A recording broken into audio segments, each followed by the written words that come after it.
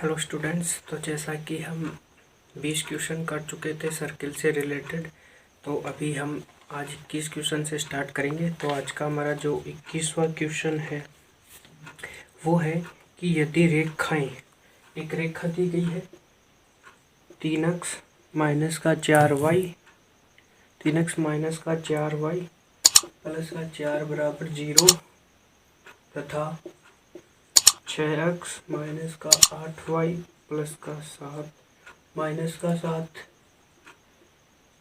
Equal to 0 है। एक वृत्त की स्पर्शरेखाएं हो तो इस वृत्त की त्रिज्या। तो मान लो कि ये हमारा एक सर्किल है, ठीक है। अभी देखो ये स्पर्शरेखा, तो यहाँ से हम m1 निकालेंगे। तो देखो m1 माइनस x का गुणांक 3, अब y का गुणांक -4, तो ये आ जाएगी 3/4, ठीक है। अब m2 निकालेंगे, वो भी माइनस x का गुणांक 6, ये माइनस का 8, माइनस से माइनस कैंसिल, 2 से घटेगा 3/4, 3/4। तो यहाँ से देखिए m1 और m2 बराबर है, अर्थात ये जो स्पर्श रेखाएं बराबर, इन स्पर्श रेखाओं की ढाल बराबर है। तो ये दोनों स्पर्श रेखाएं समांतर होगी। तो मान लो एक स्पर्श रेखा ऐसे होगी और दूसरी स्पर्श रेखा इस प्रकार से होगी। यदि इस प्रकार से होगी तो हम दो समांतर रेखाओं के बीच की दूरी का फॉर्मूला लगा के यहाँ से इसका व्यास ज्ञात कर लेंगे। तो इसका जो व्यास मान लो d है, तो d बराबर आ जाएगा C2 माइनस का C1 होता है, तो यहाँ से C2 तो आ जाएगा। देखो इसको इसकी ढाल के रूप में लाएंगे तो यह आ जाएगा 3x माइनस का 4y माइनस का 7/2 बराबर 0।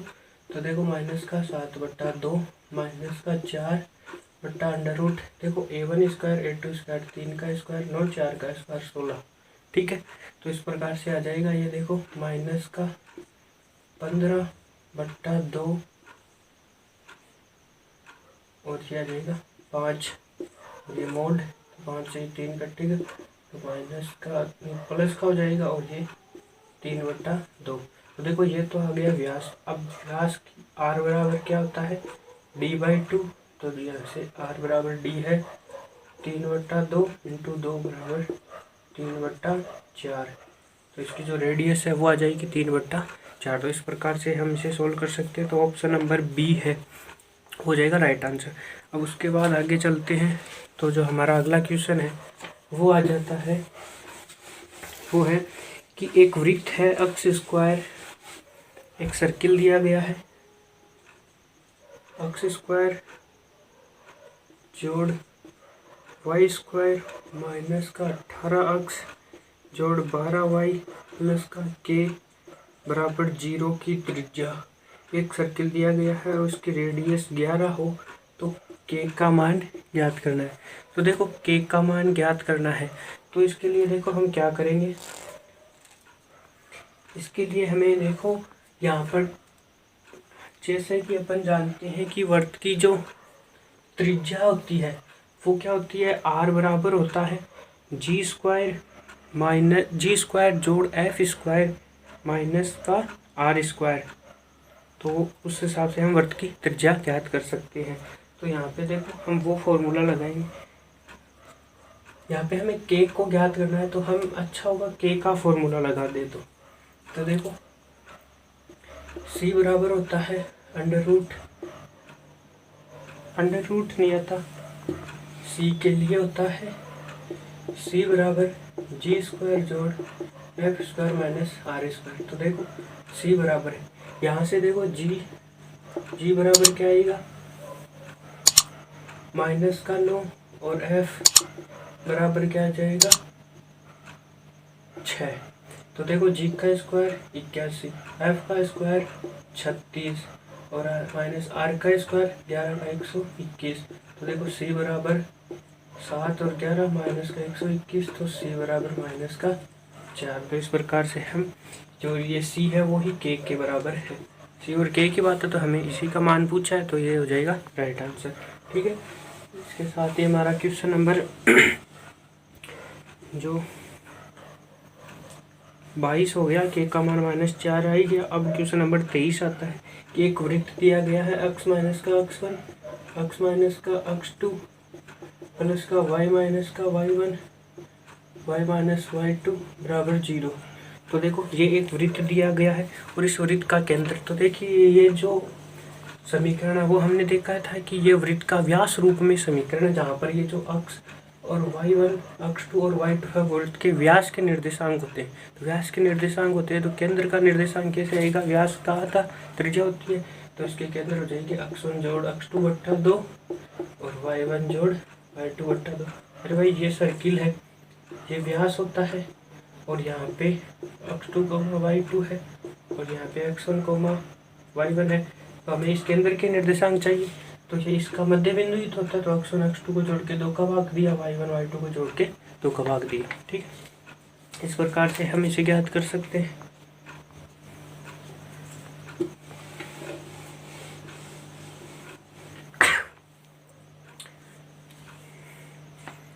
उसके बाद क्वेश्चन नंबर 24।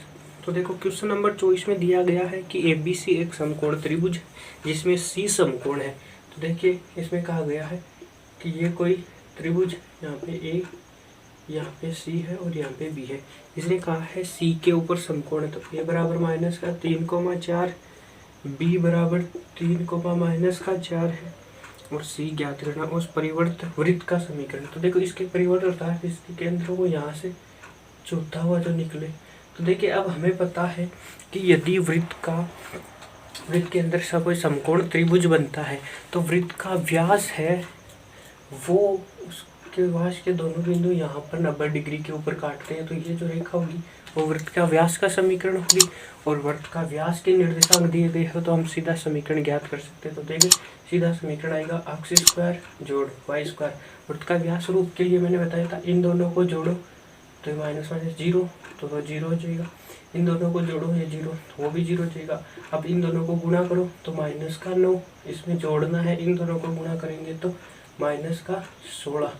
अब इन दोनों को जोड़ूंगा तो -25 और इस तरह भेज दूंगा तो +25। तो इस प्रकार से उस वृत्त का समीकरण दिया जाएगा जो कि हमारे ऑप्शन नंबर 2 में दिया गया है, जो कि राइट आंसर है। उसके बाद आता है क्वेश्चन नंबर 25। तो देखिए क्वेश्चन नंबर 25 में दिया गया है एक वृत्त दिया गया है 5x स्क्वायर जोड़ 2y स्क्वायर प्लस का 4x माइनस का 8y बराबर 16। इसकी त्रिज्या ज्ञात करनी है। तो देखो त्रिज्या के लिए फॉर्मूला है r बराबर √g स्क्वायर जोड़ f स्क्वायर माइनस का c होता है। तो r बराबर देखो सबसे पहले इसे स्टैंडर्ड रूप में लिखेंगे तो 5 का भाग लगाएंगे। तो देखो अक्ष स्क्वायर जोड़ वाई स्क्वायर, ठीक है, अक्ष स्क्वायर जोड़ वाई स्क्वायर फिर प्लस का 4/5 अक्ष माइनस का 8/5 वाई बराबर 16/5। तो ये हो जाएगा इसका स्टैंडर्ड रूप में ये आ गई।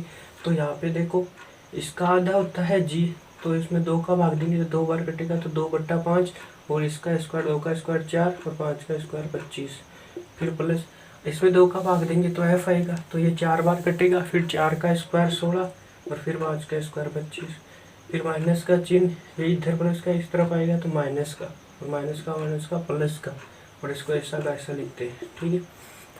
तो देखो r बराबर √ लघुत्तम आएंगे 25।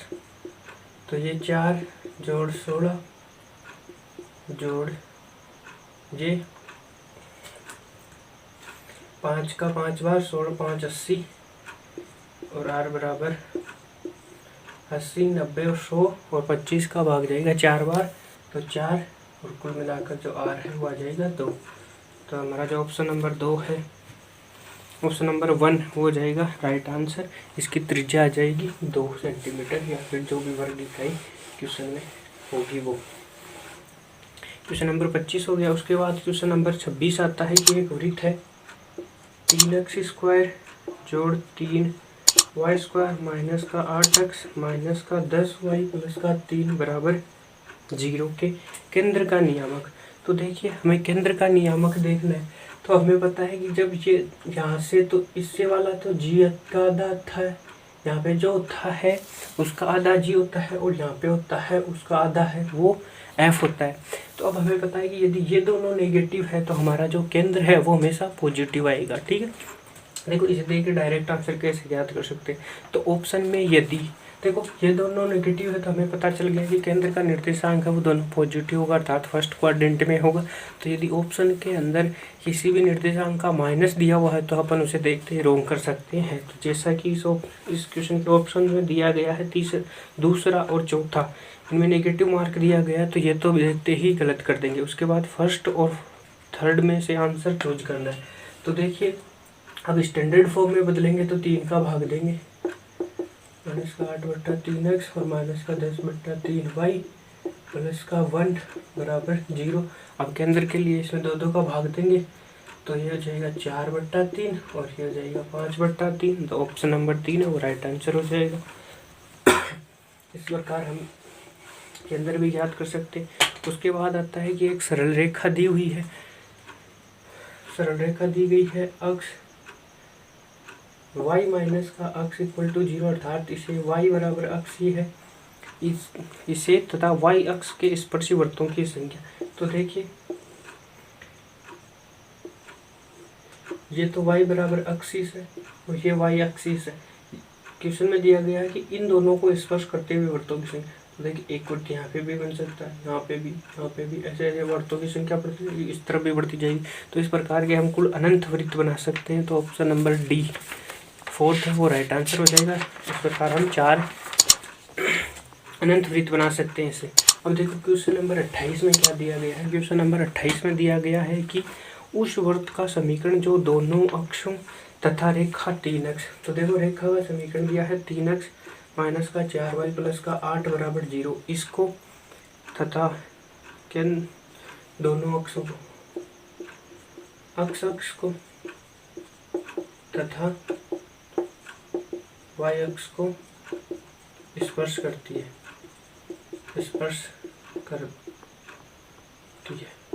तो देखो एक वृत्त है जो अक्ष को y अक्ष को और इसको स्पर्श करती है। तो देखिए जब अक्ष को स्पर्श करता है तो हमें पता है g² बराबर c होगा, इसको स्पर्श करेगी तो जो है f² बराबर c होगा।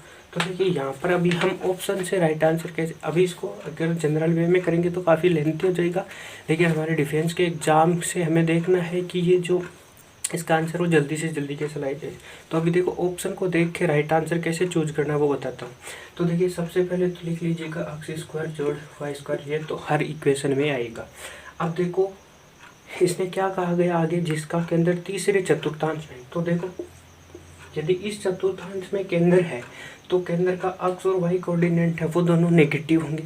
यदि ये दोनों नेगेटिव होंगे तो यहाँ पे जो g अक्ष है और fy है वो दोनों हमेशा पॉजिटिव होंगे। ठीक है, ये दोनों हमेशा पॉजिटिव होंगे। तो देखिए ऑप्शन नंबर 1 में देखिए माइनस का 4x और माइनस का प्लस का 4y है, तो इसमें माइनस का है तो ऑप्शन नंबर 1 गलत। दूसरा है उसमें भी माइनस का है तो वो भी गलत। तीसरा है उसमें दोनों पॉजिटिव है, हो सकता है। चौथा है चौथे में दोनों नेगेटिव तो वो भी गलत। तो ऑप्शन नंबर 3 है उसे हम देखते ही सही कर देंगे तो वो हमारा राइट आंसर हो जाएगा। ठीक है फ्रेंड्स, तो इस प्रकार से हम ऑप्शन को देख के डायरेक्ट आंसर भी पता कर सकते हैं। देखिए केंद्र तीसरे क्वाड्रेंट में दिया गया। अब हमें पता है कि केंद्र के निर्देशांक होते हैं वो यहाँ पे जो होते हैं उनके विपरीत चिन्ह के होते हैं। यदि ये माइनस के तो इस इक्वेशन में ये प्लस के आएंगे, यदि यहाँ पे ये माइनस के होंगे दोनों तो केंद्र के निर्देशांक दोनों पॉजिटिव होंगे। तो ये दोनों नेगेटिव है तो यहाँ पे दोनों पॉजिटिव होंगे। और ऑप्शन में जो क्वेश्चन नंबर जिसका ऑप्शन नंबर 3 है उसी में पॉजिटिव दिया गया है, तो इसका जो राइट आंसर है वो ऑप्शन नंबर 3 हो जाएगा। उसके बाद क्वेश्चन नंबर 29 की यदि वृत्त है एक x², एक सर्किल दिया गया है x² y² minus 4x minus 6y plus का 11 बराबर 0 के व्यास का एक सिरा। तो देखो व्यास का सिरा है 3,4, एक ये सर्किल है, इसका ये वृत्त है और ये इसका व्यास है। यहाँ पे A बिंदु है 3,4 और यहाँ पे B बिंदु है x, y। हमें इस B के निर्देशांक ज्ञात करना। तो देखिए इसकी एकदम सटीक और शॉर्ट ट्रिक क्या है। देखिए एक सिरे के निर्देशांक दिए गए हैं, x का निर्देशांक G वाले के नीचे रखो, y का निर्देशांक इसके नीचे रखो, इन दोनों को जोड़ दो। अब जोड़ेंगे, ये माइनस का है ये प्लस का है तो यहाँ से माइनस का 1 और यहाँ से आ जाएगा माइनस का 2। अब इन दोनों का विपरीत चिन्ह कर दो, तो दोनों माइनस के हैं तो दोनों प्लस के हो जाएंगे। तो 1,2 ऑप्शन नंबर 3 है वो राइट आंसर हो जाएगा। एकदम शॉर्ट और सटीक आंसर ज्ञात करने का शॉर्ट ट्रिक है।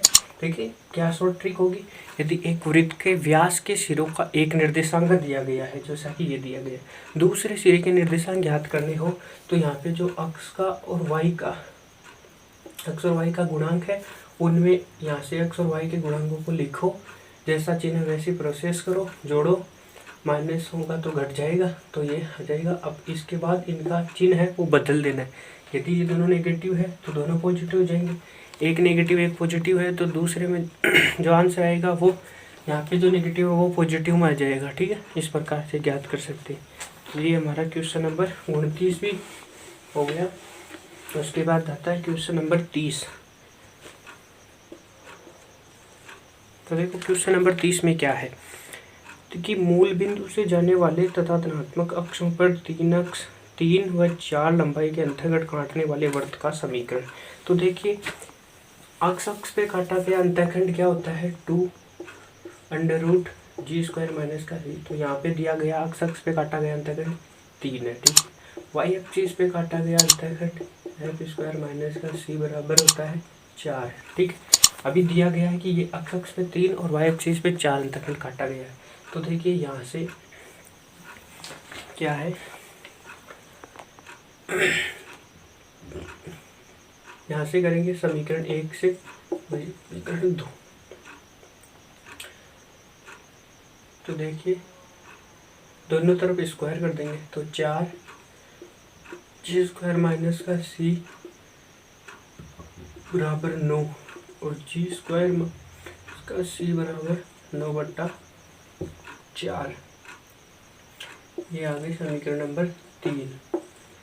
अब यहाँ से करेंगे इस 2 से ये 2 कट जाएगा, तो ये 2 हो जाए, दोनों तरफ स्क्वायर करेंगे तो f² माइनस का c बराबर 4 आ जाएगा। ठीक, अब देखो दिया गया है कि यदि वृत्त है वो व्यास का मतलब मूल बिंदु से जाता है, यदि मूल बिंदु से जाता है